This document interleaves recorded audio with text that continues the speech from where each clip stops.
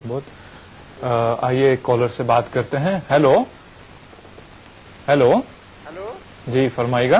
हाँ हेलो जी, आवाज आ रही है आपकी। हाँ जी हाँ, मैं डॉक्टर जी खान नासिक से बोल रहा हूँ। जी मेरा सवाल ये है हाँ जी कि अगर बीवी जॉब करना चाहे जी, तो की क्या जिम्मेदारी होती है?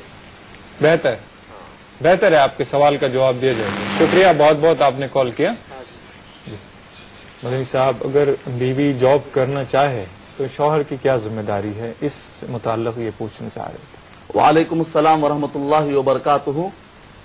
कोई भी औरत खातून पढ़ाई करना चाहती हो या फिर जॉब करना चाहती हो, तीन उसूल अगर पूरे कर लिए जाएं तब तो जायज है।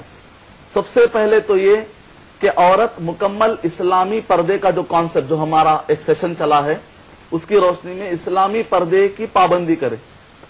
दूसरा ये है कि औरत ऐसा जॉब या ऐसी तालीम हासिल नहीं कर सकती जो इस्लामी एतबार से हराम हो। सूदी कारोबार, शराब का जो इस्लामी एतबार से हराम हो, वो जॉब भी नहीं कर सकती।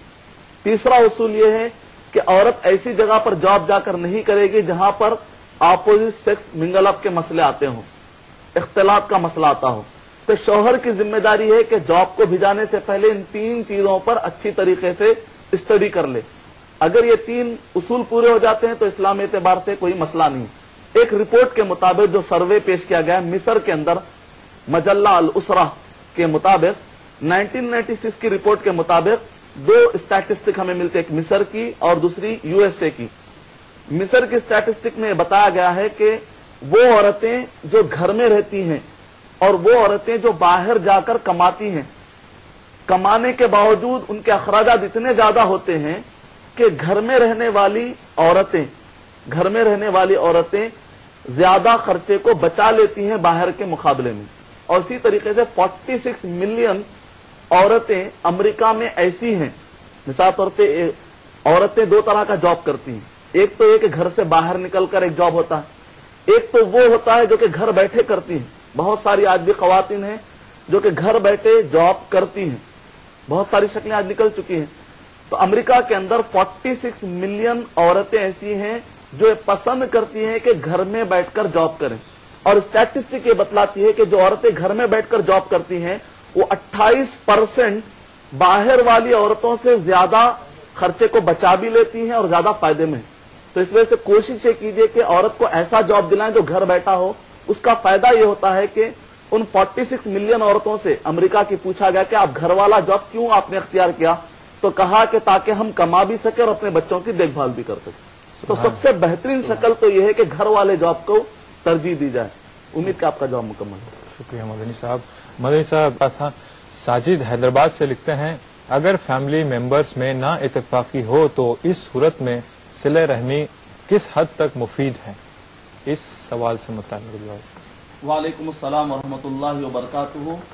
खानदान में, फैमिली में अगर ना इत्तेफाकी हो तो ऐसे वक्त पर क्या किया जाए, सिला रहमी किस हद तक हमारे लिए मुफीद है। नबी अकरम सल्लल्लाहु अलैहि वसल्लम ने यह फरमाया, तिरमिज़ी शरीफ की रिवायत है, लैसल मुकाफी, और सिला रहमी करने वाला वो नहीं है जो बदले को बदला देता है। सामने वाला अच्छा रहा तो मैं भी अच्छा रहूंगा, अगर सामने वाला बिगड़ गया तो मैं भी बिगड़ जाऊंगा। इस उसूल पर चलना ये सिला रहमी नहीं।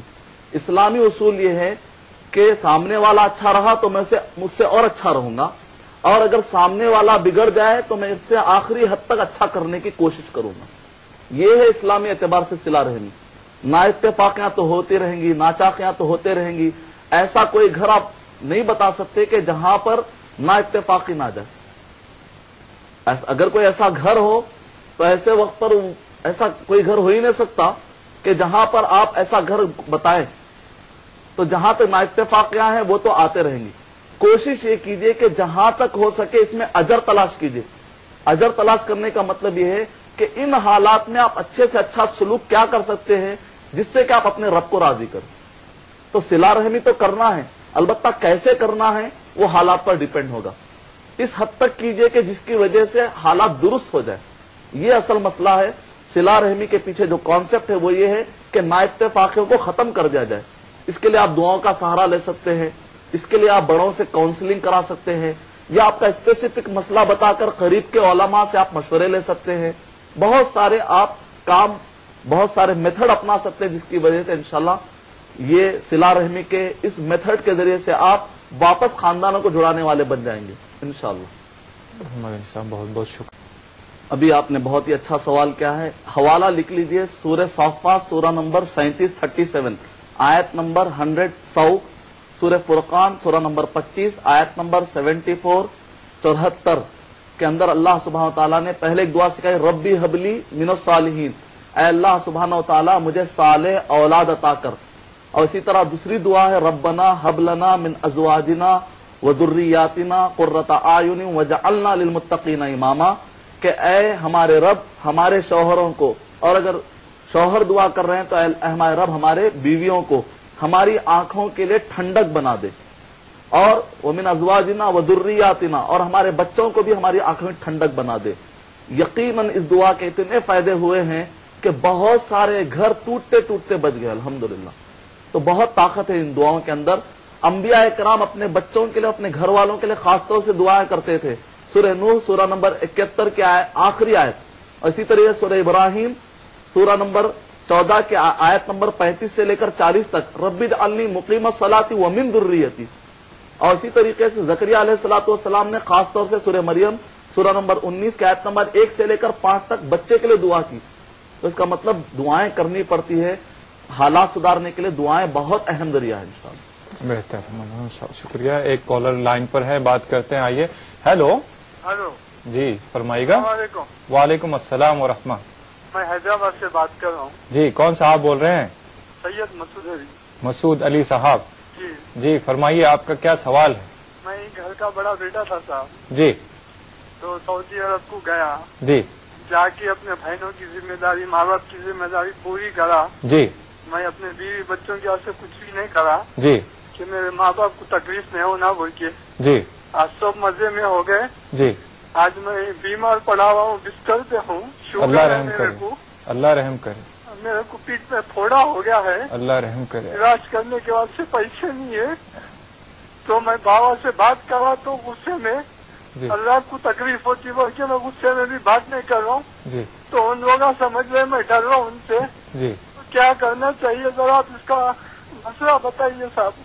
اللہ آپ کو صحت کاملہ عطا فرمائے اور صبر جمیل عطا فرمائے. چھوٹے چھوٹے بچے ہیں میرے کو. جی میں بہت پریشان ہوں، کھانے کو محتاج ہوں، کوئی نہیں دیکھ رہے صاحب. جی جی میں ان کے بعد سے بہت کچھ کہا، نہیں بولنا چاہیے، مگر آج میرے کو کوئی پوچھ کے نہیں دیکھ رہے صاحب. جی جی ذرا پوچھیے آپ ان سے. جی بہتر ہے. آپ کا سوال میں سمجھ گیا. آپ کو یقیناً تشفی بخش نہ صرف آپ کو جواب دیا جائے گا، اگر آپ کے والدین اور آپ کے عزیز و اقارب یہ پروگرام اگر دیکھ رہے ہوں تو یقیناً اللہ ان کو ہدایت دے گا. یہ ساری باتیں انشاءاللہ ابھی بتائی جائیں گی. شکریہ بہت بہت آپ نے کال کیا. مدنی صاحب اچھے وقت تو ہر کوئی ساتھ ہوتا ہے، جب برا وقت ہوتا ہے تو ہر کوئی چھوڑ جاتا ہے، چاہے وہ بلڈ ریلیشن ہی کیوں نہ ہو. تو جیسے کہ ابھی عیاں ہو چکا ہے کہ صاحب نے جو بات بتائی ہے ابھی، تو اس ضمن میں اسلامی جو احکامات ہیں اس کو تھوڑا واضح فرما دیجیے گا، تاکہ جو دیکھ رہے ہوں ان کے والدین یا کوئی رشتہ دار ان کا دیکھ رہا ہو تو وہ ان کی عیادت کے لیے آئے، ان کی مزاج پرسی کے لیے آئے، ان کی مدد کے لیے آئے. وعلیکم السلام ورحمۃ اللہ وبرکاتہ. سب سے پہلے میں دعا کرتا ہوں کہ اللہ سبحانہ و تعالیٰ آپ کے نیکیوں کو قبول کرے. آپ نے جو بھی اچھے کام کیا اللہ سبحانہ و تعالیٰ قیامت کے دن اس کو بڑا چڑھا کر اجر لکھے. آمین آپ کے بیوی کے لیے، آپ کے بچوں کے لیے. اور اللہ سبحانہ و تعالیٰ یقین کیجئے اللہ سبحانہ و تعالیٰ آپ کو ہرگز نہیں چھوڑے گا، ہرگز آپ کو اس حالت میں نہیں چھوڑے گا. ضرور اللہ سبحانہ و تعالیٰ آپ کی مدد کرے گا. قرآن مجید میں اللہ سبحانہ و تعالیٰ کا وعدہ ہے. البتہ وقتیہ طور پہ آپ جو پریشانی میں ہیں، اللہ تعالیٰ نیک لوگوں کو، ہر ایک کو اللہ تعالیٰ، جس کو بھی اللہ آزمائش میں ڈالتا ہے، تو آزمائش بھی ایک بہت بڑی چیز ہے. نبیوں کو اللہ سبحانہ و تعالیٰ نے آزمائش میں ڈالا ہے. یعنی مطلب ہے کہ شہید ہونا، آزمائش میں آنا ایک بہت اونچا مقام ہے. ایوب علیہ السلام کو دیکھیں، آزمائش میں انبیاء کرام آ گئے ہیں. تو اگر اللہ سبحانہ و تعالیٰ نے وقتیہ طور پر آزمائش میں ڈالا ہے تو اس سے آپ اس کو عذاب یا اس کو تکلیف مت سمجھیے. اس کا مطلب اللہ کے پاس آپ کا بہت اونچا مقام ہے. ایک بہت پیاری حدیث سناتا ہوں. صحیح الجامع صغیر کے اندر نبی اکرم صلی اللہ علیہ وسلم نے فرمایا کہ اللہ سبحانہ و تعالیٰ بعض اوقات کسی بندے کے لیے اس کے کام کچھ دیکھ کر، اچھے کام دیکھ کر ایک اونچا مقام لکھ دیتے ہیں جنت میں. بعض اوقات یہ ہوتا ہے کہ بندے کے عمل اس لائق نہیں ہوتے کہ وہ اس کو اس درجے تک پہنچا دیا جائے, تو اللہ سبحانہ تعالیٰ کیا کرتے ہیں کہ جنت میں اس کو تو وہ مقام دینا ہی ہے. تو اب ایسے وقت پر کیا کیا جائے؟ تو ایسے وقت پر تھوڑی سی اس پر آزمائشیں ڈالتے ہیں.